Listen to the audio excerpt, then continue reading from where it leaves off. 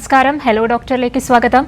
IVF-ന്റെ സാധ്യതകളെക്കുറിച്ചും ചികിത്സാ രീതിയെക്കുറിച്ചുമാണ് hello doctor ഇന്ന് സംസാരിക്കുന്നത്. നമുക്കൊപ്പം ചേരുന്നത് തിരുവനന്തപുരം ഗവൺമെന്റ് മെഡിക്കൽ കോളേജിലെ റീപ്രൊഡക്റ്റീവ് മെഡിസിൻ വിഭാഗം പ്രൊഫസറും വകുപ്പ് മേധാവുമായ ഡോക്ടർ M. അനിതയാണ്. നമസ്കാരം ഡോക്ടർ, സ്വാഗതം. തീർച്ചയായും ഡോക്ടർ, വളരെ ഒരു പ്രധാനപ്പെട്ട ഒരു വിഷയമാണ് IVF-ന്റെ സാധ്യതകൾ എന്ന് പറയുന്നത്. അപ്പോൾ ഈ വിഷയത്തിലോട്ട് കടക്കുന്നതിന് മുൻപ് എന്താണ് IVF? IVF എന്ന് വെച്ചാൽ നമ്മൾ അണ്ടവും ബീജവും പുറത്തെടുത്ത് കൃത്രിമ ബീജസങ്കലനം നടത്തി തിരിച്ച് ഗർഭപാത്രത്തിനുള്ളിൽ നിക്ഷേപിക്കുന്നതാണ് IVF എന്ന് പറയുന്നത്.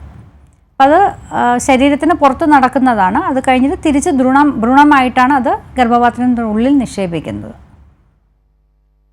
തീർച്ചയായും ഡോക്ടർ, പലപ്പോഴും ഈ കുട്ടികളില്ലാതെ ബുദ്ധിമുട്ടുന്നവർ പലപ്പോഴും ഈ IVF ട്രീറ്റ്മെന്റിലേക്ക് പോകേണ്ടി വരുന്നത് എപ്പോഴെന്നറിയാത്തൊരു സാഹചര്യമുണ്ടല്ലോ. അപ്പോൾ എപ്പോഴായിരിക്കും ഈ IVF ട്രീറ്റ്മെന്റിലേക്ക് കടക്കേണ്ടി വരുന്നത്?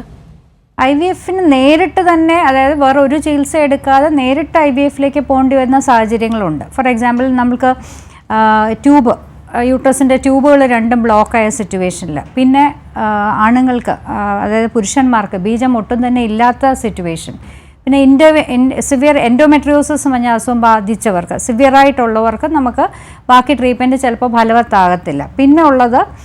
പിന്നെ നമുക്ക് അമ്മയുടെ ഏജ്, അതായത് സ്ത്രീയുടെ ഏജ് വളരെയധികം കൂടും. 40 വയസ്സിനോട് അടുപ്പിച്ച് അല്ലെങ്കിൽ 37 വയസ്സിന് മുകളിലൊക്കെയാണ് ഡയറക്റ്റായിട്ട് IVF ചെയ്യുന്നതാവും ഉത്തമം. പിന്നെ ഒരു സിറ്റുവേഷൻ വരുന്നത്, നമുക്ക് ഈ ജനിതകമായിട്ട് വൈകല്യങ്ങളുള്ള ജനറ്റിക് ഡിസീസസ് ഉള്ള ഫാമിലികളിൽ നമുക്ക് കുട്ടികൾക്ക് അത് വരാനുള്ള സാധ്യതയുണ്ട്. അങ്ങനെ ഇപ്പോൾ നമുക്കൊരു ഓപ്ഷൻ എന്താണെന്ന് വെച്ചാൽ, നമ്മൾ ഈ ഭ്രൂണം എടുത്തിട്ട് അതിനെ ടെസ്റ്റ് ചെയ്ത് ഈ അസുഖം ഇല്ലയെന്ന് ബോധ്യമാക്കിയിട്ട് നമുക്ക് തിരിച്ച് ഗർഭപാത്രത്തിൽ നിക്ഷേപിക്കും. ആ കുഞ്ഞപ്പം സേഫ്, ആ ഡിസീസ് ഇല്ല എന്നുള്ളത് നമുക്ക് ഉറപ്പിക്കാൻ പറ്റും. അങ്ങനെയുള്ള സിറ്റുവേഷനിൽ നമ്മൾ ഡയറക്റ്റായിട്ട് IVF പോകുന്നതാണ് നല്ലത്. അല്ലാതെയും സാഹചര്യങ്ങളുണ്ട്. ഇപ്പോൾ നമ്മൾ ബാക്കി ട്രീറ്റ്മെൻ്റ് എല്ലാം എടുത്തു, അതെല്ലാം ഫെയിൽ ചെയ്തു, പിന്നെ നമ്മൾക്ക് IVF ആണ് ഒരു ഓപ്ഷൻ. വളരെയധികം പ്രായമുള്ള സ്ത്രീകൾ കല്യാണം കഴിക്കുമ്പോൾ എഗെയിൻ അതാണ് ഓപ്ഷൻ. പിന്നെ ഉള്ളത് നമുക്കുള്ളതെന്ന് വെച്ചാൽ, നമുക്ക് പോളിസിസ്റ്റിക് ഓവേറിയൻ സിൻഡ്രോം, അത് വളരെയധികം അണ്ടങ്ങളുള്ളപ്പോൾ നമുക്ക് സാധാരണ ചികിത്സ ചിലപ്പോൾ അപകടകരമായിട്ട് തീരും. അങ്ങനെയുള്ളപ്പോൾ IVF ആണ് നല്ലത്. പിന്നെ ഇപ്പോൾ ഒരു എൻഡോമെട്രിയോസിന് തന്നെ വളരെ ചെറിയ മൈൽഡ് എൻഡോമെട്രിയോസിസ് അങ്ങനെയൊക്കെ ഉള്ളവർക്ക് നമുക്ക് കുറച്ച് ട്രീറ്റ്മെൻറ്റ് അല്ലാത്തയൊക്കെ നോക്കിയിട്ട് പറ്റിയില്ലെന്ന് IVF-ലേക്ക് വരുന്നതാണ് നല്ലത്. പിന്നെ ഉള്ളൊരു മെയിൻ റീസൺ എന്ന് വെച്ചാൽ ഫെർട്ടിലിറ്റി പ്രിസർവേഷൻ. ക്യാൻസർ ബാധിതർക്ക് അവരുടെ കീമോതെറാപ്പി അല്ലെങ്കിൽ റേഡിയോതെറാപ്പി തുടങ്ങുന്നതിന് മുമ്പ് നമ്മൾക്ക് അവരുടെ അണ്ടങ്ങളോ ബീജങ്ങളോ എടുത്ത് മാറ്റി വയ്ക്കുക. കല്യാണം കഴിച്ചവരാണെങ്കിൽ അവരുടെ അണ്ടവും ബീജവും ഭ്രൂണമാക്കി മാറ്റി വയ്ക്കുക. പിന്നെ സോഷ്യൽ റീസൺസിന് ഇപ്പോൾ പലരും ചെയ്യുന്നുണ്ട്. അതായത് ഇപ്പം അവരുടെ ജോലി തിരക്ക് അല്ലെങ്കിൽ അവരുടെ വീട്ടിലെ സാഹചര്യം ഇപ്പോൾ ഒരു കുഞ്ഞിനെ വളർത്താൻ ഉതകുന്നതല്ല. അതേസമയം ഏജ് കൂടുന്തോറും സ്ത്രീകൾക്കുള്ള പ്രശ്നം, ഒരു 35 വയസ്സിന് മുകളിലാകുമ്പോഴത്തേനും അണ്ടങ്ങൾ പെട്ടെന്ന് അങ്ങ് കുറയും. അപ്പോൾ അവർക്ക് അതിനു മുമ്പ് ഈ അണ്ടങ്ങളാക്കിയോ അണ്ടങ്ങളായിട്ട് തന്നെയോ അല്ലെങ്കിൽ ഒരു ഭ്രൂണമായിട്ടോ എടുത്ത് ശീലിച്ച് സൂക്ഷിച്ചു വെച്ച് പിന്നീട് അവർക്കൊരു സമയം സാഹചര്യവും ഒത്തുവരുമ്പോൾ അത് തിരിച്ചിടാൻ പറ്റും. അപ്പോൾ ഇതൊക്കെയാണ് മെയിൻ റീസൺസ്. IVF-ന്റെ ഒരു പ്രധാന ഇൻഡിക്കേഷൻസ് ഇതൊക്കെയാണ്. തീർച്ചയായും ഡോക്ടർ ഇപ്പോൾ വയസ്സിനെ പറ്റി സൂചിപ്പിച്ചു. അതായത് ഒരു 35 അല്ലെങ്കിൽ 40 കഴിഞ്ഞ സ്ത്രീകളിൽ ക്യാരിയിങ് ആവാനുള്ള ബുദ്ധിമുട്ടുകൾ ഉണ്ട് എന്ന് സൂചിപ്പിച്ചു. പലപ്പോഴും വിവാഹം കഴിഞ്ഞ് 3-4 വർഷങ്ങൾക്ക് ശേഷവും കുട്ടികൾ ഉണ്ടാകാത്തൊരു സാഹചര്യങ്ങളിലാണ് കൂടുതൽ ഈ ട്രീറ്റ്മെന്റ് IVF ട്രീറ്റ്മെന്റിലേക്ക് ആളുകൾ കടക്കുന്നതെന്ന് കേട്ടിട്ടുണ്ട്. അപ്പോൾ ഏത് സമയത്ത് ഈ ട്രീറ്റ്മെന്റ് എടുത്താലായിരിക്കും അത് കൂടുതൽ ഫലപ്രദമാകുന്നത്? കഴിവതും വളരെ നേരത്തെ ഒരു ചികിത്സയ്ക്ക് പോകുന്നതാണ് നല്ലത്. നമ്മളിപ്പോൾ ശ്രമിച്ചു തുടങ്ങി. നമ്മൾ ഇൻഫെർട്ടിലിറ്റിൻ്റെ ഡെഫിനിഷൻ തന്നെയാണ് 1 വർഷം ശ്രമിച്ചതിന് ശേഷം ആയില്ലെങ്കിൽ നമ്മൾ അവരെ ഇൻഫെർട്ടിലിറ്റി എന്നുള്ള ഗ്രൂപ്പിൽ കൊണ്ടുവരുന്നു. അപ്പോൾ അധികം വൈകാണ്ട്, പ്രത്യേകിച്ച് പെണ്ണുങ്ങളുടെ പ്രശ്നം എന്ന് വെച്ചാൽ ഒരു 35 വയസ്സ് കഴിയുമ്പോൾ തന്നെ അണ്ടങ്ങൾ പെട്ടെന്ന് അങ്ങ് കുറയുന്ന ഒരു സാഹചര്യമാണ്. അപ്പോൾ നമ്മൾ അത് വെച്ച് താമസിപ്പിച്ച് കഴിഞ്ഞാൽ നമ്മൾക്കൊരു 40-45 വയസ്സാകുമ്പോൾ നമുക്ക് ഒട്ടും അണ്ടങ്ങളില്ലാത്തൊരു സ്റ്റേജ് വരും. അപ്പോൾ ചിലപ്പോൾ IVF പോലും ഫലവത്താവത്തില്ല, ആകാൻ സാധ്യത കുറവാണ്. അപ്പം അതുകൊണ്ട് നമ്മൾ എത്ര എളുപ്പം ട്രീറ്റ്മെൻറ്റ് എടുക്കുന്നാലും, പിന്നെ നമ്മൾക്കൊരു കാരണം കണ്ടുപിടിച്ച് കഴിഞ്ഞാൽ, ഇപ്പം ആണുങ്ങളുടെ ആണെങ്കിൽ നമ്മൾക്ക് ഒട്ടും ബീജങ്ങളില്ല, ബീജനാളി ബ്ലോക്കാണ്, അങ്ങനെ ആകുമ്പോൾ IVF ആണ് ഒരു ഓപ്ഷൻ ഉള്ളത്.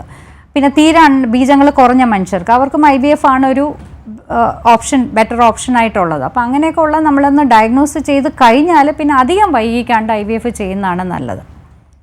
ഡോക്ടർ, അതുപോലെ ഒരു സംശയമാണ്, ആർക്കൊക്കെയാണ് ഈ IVF ആവശ്യമായി വരുന്നത്? ഇത് എല്ലാവർക്കും ചെയ്യാനാകുന്നതാണോ? ഞാനിപ്പോൾ പറഞ്ഞ റീസൺസ് ഒക്കെ തന്നെയാണ്. ഡയറക്റ്റായിട്ട് IVF പോകേണ്ട റീസൺസ് ഞാൻ പറഞ്ഞു. അല്ലാതെ ഇൻഡയറക്റ്റ് ആയിട്ട് ഉള്ള റീസൺസ്, അപ്പോൾ ബാക്കി ചികിത്സകളൊക്കെ ഫെയിൽ ചെയ്ത് വരുമ്പോഴുള്ള ആൾക്കാർക്ക് ഇത് ചെയ്യാൻ പറ്റും. ആർക്കും ചെയ്യാൻ പറ്റും. പിന്നെ ചിലർക്ക് ചിലത് അതിൻ്റെതായ ബുദ്ധിമുട്ടുള്ള, ഇപ്പോൾ യൂട്രസിന് പ്രശ്നമുള്ളവർ അങ്ങനെയൊക്കെ ഉള്ളവർക്ക് ചിലപ്പോൾ സക്സസ് റേറ്റ് കുറച്ച് കുറഞ്ഞിരിക്കും. പക്ഷേ ചെയ്യാൻ പറ്റൂല എന്ന് പറയാൻ നമുക്ക് പറ്റില്ല. മിക്കവാറും എല്ലാവർക്കും നമുക്ക് ചെയ്യാൻ പറ്റും. പക്ഷേ സക്സസ് റേറ്റ് അതിന് അനുബന്ധമായിട്ടുള്ള അസുഖങ്ങളെ ഡിപ്പെൻഡ് ചെയ്തിരിക്കും. ഡോക്ടർ, അതുപോലെ തന്നെ ഈ IVF ചികിത്സയ്ക്ക് മുൻപ് നമ്മൾ എന്തെല്ലാം ശ്രദ്ധിക്കേണ്ടതുണ്ട്? കോംപ്ലിക്കേഷൻസ് അധികമുള്ളതാണോ? കോംപ്ലിക്കേഷൻസ് ഒരുപാടുണ്ടെന്ന് അധികമില്ല. പക്ഷേ എന്നാലും നമ്മൾ കുറച്ച് ലൈഫ് സ്റ്റൈൽ ചേഞ്ചസ് കൊണ്ടുവരേണ്ടതാണ്. പ്രത്യേകിച്ച് ബീജങ്ങളില്ലാത്ത പുരുഷന്മാരാണെങ്കിൽ അവരുടെ ലൈഫ് സ്റ്റൈൽ, ഇപ്പം സ്മോക്കിംഗ്, ആൽക്കഹോൾ ഇതൊക്കെ ഉണ്ടെങ്കിൽ പാടെ നിർത്തേണ്ടതാണ്. എന്തെങ്കിലും അഡിക്റ്റീവ് സബ്സ്റ്റൻസസ് ഉപയോഗിക്കുന്നുണ്ടെങ്കിൽ അത് നിർത്തേണ്ടതാണ്. പെണ്ണുങ്ങളുടെ അതുപോലെ പൊണ്ണത്തടി, ഒബീസിറ്റി ഉണ്ടെങ്കിൽ അത് അഫക്റ്റ് ചെയ്യും IVFൻ്റെ റിസൾട്ട്സിന്. അപ്പോൾ ഒബീസിറ്റി കുറയ്ക്കണം. അതിനോടൊപ്പം പ്രഷർ, ഡയബറ്റീസ് ഇതൊക്കെ ഉണ്ടെങ്കിൽ കുറയ്ക്കണം. അപ്പം ലൈഫ് സ്റ്റൈൽ മോഡിഫിക്കേഷൻസ് വളരെ ഇമ്പോർട്ടൻ്റ് ആണ്.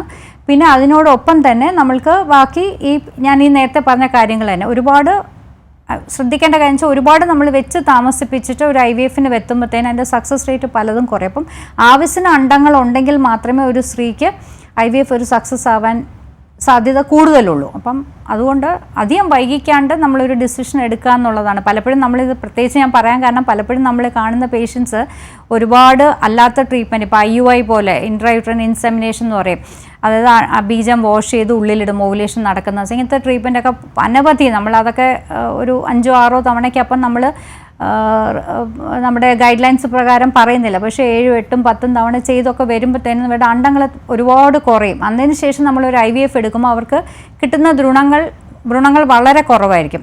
അത് ഒരു കാര്യം മനസ്സിലാക്കണം, നമ്മൾ IVF ചെയ്യുമ്പോൾ നമ്മൾ ആവശ്യത്തിൽ കൂടുതൽ ഭ്രൂണങ്ങൾ കിട്ടിക്കഴിഞ്ഞാൽ നമുക്കത് ഫ്രീസ് ചെയ്ത് വെക്കാൻ പറ്റും. അപ്പോൾ 1-2 തവണയായിട്ട് ഇത് തിരിച്ച് നമുക്ക് ഇടാൻ പറ്റും. അത് തന്നെ IVFൻ്റെ സക്സസ് റേറ്റ് കൂട്ടും. വ്യക്തമാണ് ഡോക്ടർ. ഇപ്പോൾ ഒരു പ്രേക്ഷകൻ ചേരുന്നുണ്ട്. കൊല്ലത്ത് നിന്ന് മനുവാണ്. മനു, ഡോക്ടറോട് ചോദിച്ചോളൂ. ഹലോ. കേൾക്കാം, പറഞ്ഞോളൂ. മാഡം, എൻ്റെ പേര് മനു എന്നാണ്. ഞാൻ കൊല്ലത്ത് നിന്നാണേ. പറഞ്ഞോളൂ. ഓക്കെ. എൻ്റെ മാരേജ് ഇപ്പോൾ കഴിഞ്ഞ ശേഷം 5 വർഷം കഴിഞ്ഞിട്ടുണ്ട്. കേട്ടില്ല, ഒന്നുകൂടെ പറയാമോ? 5 വർഷം കഴിഞ്ഞിട്ടുണ്ട്. കല്യാണം കഴിഞ്ഞിട്ട്? കല്യാണം കഴിഞ്ഞിട്ട്, അതെ. ഓക്കെ. മാരേജിന് ശേഷം 1.5 വർഷം ഒരു ഇതും ഉണ്ടായിരുന്നില്ല. ഓക്കെ. ശ്രമിച്ചിരുന്നു ഞാൻ ഡോക്ടർ അതെ. പക്ഷെ ഒന്നുമല്ല. അതിനുശേഷം ഞാൻ ഡോക്ടറെ കണ്ടപ്പോഴാണ്, അതിനുശേഷം ഒരു 3 മാസം കഴിഞ്ഞപ്പോഴാണ് പ്രഗ്നന്റ് ആവുന്നത്. ഓക്കെ. അതിനുശേഷം 2ാമത്തെ മാസം പിന്നെ ചെക്കപ്പിന് ചെന്നപ്പോഴേക്കും കുഞ്ഞിന് വളർച്ചയില്ല എന്ന് പറഞ്ഞു. അതിനുശേഷം അത് അബോർഷനായി. വീണ്ടും 3 മാസം കഴിഞ്ഞപ്പോൾ വീണ്ടും പ്രഗ്നന്റ് ആയി. വീണ്ടും അബോർഷനായി മാം. അപ്പൊ അതിനുശേഷം ഇപ്പൊ ഇതുവരെ ഒരു ഇതില്ല. അപ്പൊ നമുക്ക് ഇനി അടുത്ത IVF ആണോ ഒരു ഇതുള്ളത്? അല്ലല്ല, ഇത് നിങ്ങൾക്ക് വന്ധ്യതയല്ലല്ലോ, പ്രഗ്നന്റ് ആകുന്നുണ്ട്, പക്ഷേ ഇത് അബോർഷനാണ്. അപ്പോൾ അതിന് വേറെ റീസൺസ് ആണ്. അപ്പോൾ അതിനുള്ള റീസൺസ് നമ്മൾ കണ്ടുപിടിക്കുക. ഇനി റിക്കറൻറ്റ് പ്രഗ്നൻസി ലോസ് എന്നാണ് പറയുന്നത്. അപ്പോൾ ഇതിന് അനവധി കാരണങ്ങളുണ്ട്. യൂട്രസിനകത്ത് എന്തെങ്കിലും അനോമലി ഉണ്ടോ, അതായത് എന്തെങ്കിലും യൂട്രസിനകത്ത് ഭിത്തികളോ അങ്ങനെ എന്തെങ്കിലും അനോമലി ഉണ്ടോ എന്നുള്ളത് നോക്കണം. പിന്നെ ഈ എത്ര മാസത്തിലാണ് പോയെന്നുള്ള വളരെ ഏർലി മന്ത്സിലാണെങ്കിൽ യൂഷ്വലി ജനിതകമായിട്ട് എംബ്രിയോ അല്ലെങ്കിൽ ഭ്രൂണം അത്ര നല്ലതല്ലാത്തതുകൊണ്ടാണ് ഈ അതായത് ഒരു 8 ആഴ്ച അല്ലെങ്കിൽ 12 ആഴ്ചയ്ക്കുള്ളിൽ അബോർഷൻസ് കൂടുതലും അതാണ്. അത് യൂഷ്വലി സ്വയമായിട്ട് അങ്ങ് കറക്റ്റഡായി ശരിയാവും. അതിൻ്റെ ഒപ്പം തന്നെ നമ്മൾക്ക് വേറെ എന്തെങ്കിലും കുഴപ്പങ്ങളുണ്ടോ, ഫോർ എക്സാമ്പിൾ തൈറോയിഡ് ഉണ്ടോ, ഡയബറ്റീസ് ഉണ്ടോ, ഇങ്ങനത്തെ കുറച്ച് കാര്യങ്ങൾ. പിന്നെ കുറച്ച് APLA, anti phospholipid antibody syndrome എന്ന് ഒരു കണ്ടീഷനുണ്ട്. അതിനനുസരിച്ച് നമുക്ക് ഇമ്മ്യൂണോ ആൻറ്റിബോഡീസ് നമ്മുടെ ശരീരത്തിൽ ഉണ്ടായി അത് നമ്മുടെ പ്രഗ്നൻസിയെ എഫക്റ്റ്. അപ്പോൾ അങ്ങനത്തെ ടെസ്റ്റിംഗ്, അപ്പോൾ കുറച്ച് ടെസ്റ്റിംഗ് നിങ്ങൾക്ക് ആവശ്യമായിട്ട് വരും. പക്ഷേ ഇതിനൊരു അല്ല മാഡം, ഞാൻ ടെസ്റ്റുകൾ അവർ ഡോക്ടർ പറഞ്ഞ ടെസ്റ്റുകൾ കാര്യങ്ങളെല്ലാം ഞാനെല്ലാം ചെയ്തിട്ടുണ്ടായിരുന്നു. അപ്പൊ അതിനുശേഷം ലാസ്റ്റ് ഞാൻ വീണ്ടും ആവാത്തോണ്ട് ഞാൻ ഡോക്ടറെ കാണുമ്പോൾ ഡോക്ടർ വൈഫിന്റെ ഇത് ചെയ്യുമ്പോൾ പറഞ്ഞത് അതിന്റെ ഒരു ഓവുലേഷൻ ടൈമിംഗ് എന്തോ നടക്കുന്നില്ല, അങ്ങനെയൊക്കെയുള്ള വിഷയത്താണ് പറഞ്ഞത്. അതെ, ഓവുലേഷൻ ടൈം നടക്കുന്നില്ലെങ്കിൽ അത് ഓവുലേഷനുള്ള മരുന്ന് എടുത്താൽ മതി. അതായത് നമുക്ക് ഭാര്യയ്ക്ക് തെറ്റിയാണ് മാസക്കുളി വരുന്നതെങ്കിൽ ഓവുലേഷൻ കറക്റ്റായിട്ട് നടക്കുന്നില്ല എന്നുള്ളതാണ്. അതിന് നമുക്ക് അതിനുള്ള ടാബ്ലറ്റ്സ് എടുത്ത് ഓവുലേഷൻ കറക്റ്റ് ചെയ്ത് ആ സമയത്ത് നമ്മൾക്ക് ബന്ധപ്പെടുവോ അല്ലെങ്കിൽ ബീജം വാഷ് ചെയ്ത് ഉള്ളിലോ അങ്ങനത്തെ ട്രീറ്റ്മെൻറ്റ് അവൈലബിൾ ആണ്. പക്ഷെ നിങ്ങൾ ഒരു IVF ഇപ്പോൾ ഒരു സാഹചര്യത്തിൽ ഇൻഡിക്കേറ്റഡ് അല്ല. ഏജ് കൂടി എനിക്ക് ഏജ് 36ആണ്, വയസ്സിന് 34ആണ്. അപ്പം നമ്മൾക്കിപ്പോൾ ആദ്യം നമ്മൾ ഇൻവെസ്റ്റിഗേറ്റ് ചെയ്യേണ്ടത് എന്താണ് കാരണം എന്നുള്ളതാണ്. അപ്പം നാച്ചുറലായിട്ട് നിങ്ങൾക്ക് ആകുന്നുണ്ടെങ്കിൽ അത് മതി. ഇപ്പം ട്രൈ ചെയ്തിട്ട് ആകുന്നില്ല എന്നുണ്ടെങ്കിൽ നമ്മൾ എന്തായാലും ഒരു വിദഗ്ധനെ കാണിച്ചിട്ട് അതിൻ്റെ വേണ്ട ട്രീറ്റ്മെൻറ്റ് ചെയ്യണം. IVF ഒരു ഓപ്ഷൻ തന്നെയാണ്. പക്ഷേ ആദ്യം എന്താണ് കൊണ്ടാണെന്നുള്ളത് ബാക്കി കോസസ് എല്ലാം നമ്മൾ റൂൾ ഔട്ട് ചെയ്യണം. അത് കഴിഞ്ഞതിന് ശേഷം IVFലേക്ക് പോകാം. Thank you. ഡോക്ടർ പറഞ്ഞു പലപ്പോഴും ലൈഫ് സ്റ്റൈലിൽ മാറ്റം വരുത്തേണ്ടതുണ്ടെന്ന്. അപ്പോൾ ഇതിനുള്ള നൂതന സംവിധാനങ്ങൾ എന്തെല്ലാമായിരിക്കും? IVF-ന്റെ ആണോ ഉദ്ദേശിച്ചത്? അതെ, തീർച്ചയായും. IVF-ന് നമ്മളിപ്പം IVF ആസ് സച്ച് എന്ന് വെച്ചാൽ ഇൻവിട്രോ ഫെർട്ടിലൈസേഷൻ, അതിൽ നമ്മൾ അണ്ടവും ബീജവും ഒരുമിച്ച് വെച്ച് അത് സങ്കലനം നടക്കുന്നു. പിന്നെ ഉള്ളത് ഇൻട്രാസൈറ്റോപ്ലാസ്മിക് സ്പേം ഇഞ്ചെക്ഷൻ, അതായത് ICSI എന്ന് പറയുന്നത്. അതായത് അതിനകത്ത് ഒരു അണ്ടം എടുത്ത് അതിനകത്തോട്ടൊരു ബീജം കുത്തിവെക്കുകയാണ് ചെയ്യുന്നത്. അത് എസ്പെഷ്യലി നമ്മൾക്ക് ഈ മെയിൽ ഫാക്ടർ, അതായത് സ്പേംസ് ഒരുപാട് കുറവുള്ള പുരുഷന്മാർക്കാണ് നമ്മളത് കൂടുതലും ചെയ്യുക. ഞങ്ങൾ കൂടുതലും ICSI ആണ് ഞങ്ങളുടെ ഡിപ്പാർട്ട്മെൻറ്റിൽ ചെയ്യുന്നത്. പിന്നെ ഉള്ളത് നമുക്ക് ഈ ഭ്രൂണങ്ങളെ 5 ദിവസം വരെ വളർത്തി അതിനെ ഹാച്ച് ചെയ്യുന്നൊരു പ്രക്രിയയുണ്ട്. അതിനെ നമ്മൾ ലേസർ ഉപയോഗിച്ചിട്ട് ലേസർ ഹാച്ചിങ്. പിന്നെ നമുക്കുള്ളത് ക്രയോ പ്രിസർവേഷൻ. നമ്മൾ ഗാമീറ്റ്സ്, അത് അണ്ടമായാലും ബീജമായാലും നമുക്ക് ഫ്രീസ് ചെയ്ത് സൂക്ഷിക്കാൻ പറ്റും. അത് ഭ്രൂണങ്ങളും അതുപോലെ ഈ ക്യാൻസർ പേഷ്യൻസിനൊക്കെ നമ്മൾ അങ്ങനെ സൂക്ഷിച്ച് വെക്കുന്നുണ്ട്. അത് അവരുടെ രോഗം ഭേദമായതിനു ശേഷം അവർക്കത് ഉപയോഗിക്കാൻ പറ്റും. വ്യക്തമാണ് ഡോക്ടർ. ഇതിന് എത്രത്തോളം സമയമെടുക്കും ഈ ചികിത്സാ രീതിക്ക്? IVF ചികിത്സാ രീതി എന്ന് വെച്ചാൽ നമുക്കൊരു പേഷ്യൻ്റ് ഒരു വർക്കപ്പ് ടൈമുണ്ട്. അതായത് നമ്മൾ യൂഷ്വലി നമ്മൾക്കത് തലേമാസം തുടങ്ങും. ആ പേഷ്യൻ്റെ സ്കാൻ ചെയ്യണം, അതിൻ്റെ കുറച്ച് ഹോർമോൺ ടെസ്റ്റുകളുണ്ട്, അതെല്ലാം ചെയ്ത് മരുന്നുകൾ സാധാരണഗതിയിൽ ഒരു മാസത്തിൻ്റെ ഒരു തലേമാസത്തിൽ തുടങ്ങി നമ്മളത് കണ്ടിന്യൂ ചെയ്യുവാണ്. എന്നിട്ട് നമ്മുടെ ഈ സ്റ്റിമുലേഷൻ, അതായത് അണ്ടം വളരാനുള്ള സ്റ്റിമുലേഷൻ എന്ന് പറഞ്ഞാൽ ഏകദേശം ഒരു 10 ദിവസമാണ്. 10 ദിവസത്തിൻ്റെ അവസാനം അണ്ടങ്ങൾ വളർത്തിയെടുത്തിട്ട് അതിനെ കുത്തിയെടുക്കുകയാണ് ചെയ്യുന്നത്. അതിനാണ് ഓവം പിക്കപ്പ് എന്ന് പറയുന്നത്. അത് അത്രയുമാണ് ടൈം. അപ്പോൾ ഏകദേശം നമുക്കൊരു പേഷ്യൻറ്റിനെ കിട്ടിയാൽ ഒരു പേഷ്യൻ്റ് ഒരു 2 months എങ്കിലും നമ്മൾക്കൊരു വർക്കപ്പും ഇതിൻ്റെ IVF വരെ എത്തുന്നിടം വരെ ഒരു 2 months ടൈമെങ്കിലും മിനിമം ഒരു പ്രിപ്പറേറ്ററി ടൈം നമുക്ക് വേണ്ടി വരും. ഡോക്ടർ അതുപോലെ തന്നെ തുടക്കത്തിൽ തന്നെ ഡോക്ടർ സൂചിപ്പിച്ചിരുന്നു ഈ ചികിത്സാ രീതിക്ക് കോംപ്ലിക്കേഷൻസ്, അതിൻ്റെതായ കോംപ്ലിക്കേഷൻസ് ഉണ്ടെന്ന്. ഡോക്ടർ ഏതൊക്കെ തരത്തിലുള്ള സങ്കീർണതകളായിരിക്കും IVF-നും? സങ്കീർണതകൾ IVF-ന് അങ്ങനെ വലിയൊരു സങ്കീർണതകളുള്ളൊരു പ്രൊസീജിയർ അല്ല. പക്ഷേ എന്നാൽ പോലും നമുക്കിപ്പം പോളിസിസ്റ്റിക് ഓവറീസ്, ഒരുപാട് അണ്ടങ്ങളുള്ള ഓവറി ഉള്ള ഒരാളെ കിട്ടുമ്പോൾ നമ്മൾ മരുന്ന് എത്ര ചെറിയ ഡോസിൽ കൊടുത്താലും ഒരുപാട് അണ്ടങ്ങൾ വളരും. അപ്പോൾ ഒരു 15 അണ്ടങ്ങൾക്ക് മുകളിൽ വരുവാണെങ്കിൽ നമ്മൾ അവരെ ഹൈപ്പർ റെസ്പോണ്ടേഴ്സ് എന്നാണ് വിളിക്കുന്നത്. അപ്പോൾ അങ്ങനെ ഉള്ളപ്പോൾ നമ്മുടെ ബോഡിയിൽ ഈസ്ട്രജൻ കൂടിയിട്ട് വയറിൽ വെള്ളം കെട്ടാനും അങ്ങനത്തെ പ്രശ്നം, പിന്നെ അതായത് ലങ്സിനെ, ഹാർട്ടിനെ വയറിൽ വെള്ളം കെട്ടി വെള്ളം കുത്തിയെടുക്കേണ്ടി വരും. ഇങ്ങനത്തെ ഒത്തിരി പ്രശ്നങ്ങൾ അതിൻ്റെ പുറകെ വരാം. ഒവേറിയൻ ഹൈപ്പർ സ്റ്റിമുലേഷൻ സിൻഡ്രോം എന്ന് പറയുന്നത് അതൊരു സങ്കീർണതയാണ് IVF-ൻ്റെ. ബാക്കി നമ്മൾക്ക് പ്രൊസീജിയർ റിലേറ്റഡ് സങ്കീർണതകൾ വളരെ കുറവാണ്. പിന്നെ ചിലപ്പോൾ നമുക്ക് നമ്മളിപ്പം മോണിറ്റർ ചെയ്യുന്നത് അതിൻ്റെ ഈസ്ട്രജൻ ലെവൽ വെച്ചിട്ടായിരിക്കും. എത്ര അണ്ടങ്ങളുണ്ട്, എത്ര കിട്ടും, നമുക്ക് ചിലപ്പോൾ പ്രതീക്ഷ കിട്ടണമെന്നില്ല. ചില ഫോളിക്കിൾസ് നമ്മൾ വളർന്ന് കുത്തിയെടുക്കുമ്പോൾ അതിനകത്ത് ചിലപ്പം അത് empty ഫോളിക്കിൾസ്, ഇങ്ങനെ ചില റിസൾട്ടിനെ ബാധിക്കുന്ന ചില ബുദ്ധിമുട്ടുകൾ വരാറുണ്ട്. പക്ഷേ അതായത് സങ്കീർണതകൾ എന്ന് പറഞ്ഞാൽ പിന്നെ അനസ്തീഷ്യ വെച്ചിട്ടാണ് നമ്മൾ കൊടുക്കുന്നത്, സെഡേഷൻ കൊടുത്തിട്ടാണ് ചെയ്യുന്നത്. അതിൻ്റേതായ ഒരു ചെറിയ പ്രോബ്ലംസ് വരാം. അല്ലാതെ അങ്ങനെ വലുതായിട്ട് ഭയക്കേണ്ട കാര്യമില്ല IVF എന്ന് പറഞ്ഞിട്ട്. ഡോക്ടർ, ഇപ്പോൾ സംശയവുമായി മറ്റൊരു പ്രേക്ഷകൻ കൂടി ചേരുന്നുണ്ട്. കോട്ടയത്ത് നിന്ന് റോയ് ആണ്. റോയ്, ഡോക്ടറോട് ചോദിക്കാം. പറഞ്ഞോളൂ. ശരി ഡോക്ടർ. പറഞ്ഞോളൂ. ഹലോ, എൻ്റെ മോൻ്റെ കാലില് പത്തിക്ക് അത് കണ്ടവാൻ നീര് വെച്ചിരിക്കുകയായിരുന്നു. കഴിഞ്ഞ മാസം ഇതുപോലെ ഉണ്ടായിരുന്നു. ഞാനൊക്കെ കോട്ടയത്ത് നിന്നാണ്, കോട്ടയം ഡിസ്ട്രിക്ട് ഹോസ്പിറ്റലിൽ നിന്ന് അതിന് ട്രീറ്റ്മെൻറ്റ് ഇന്നലെ പോയിട്ടുണ്ടായിരുന്നു. അത് നല്ല നീരാണ്.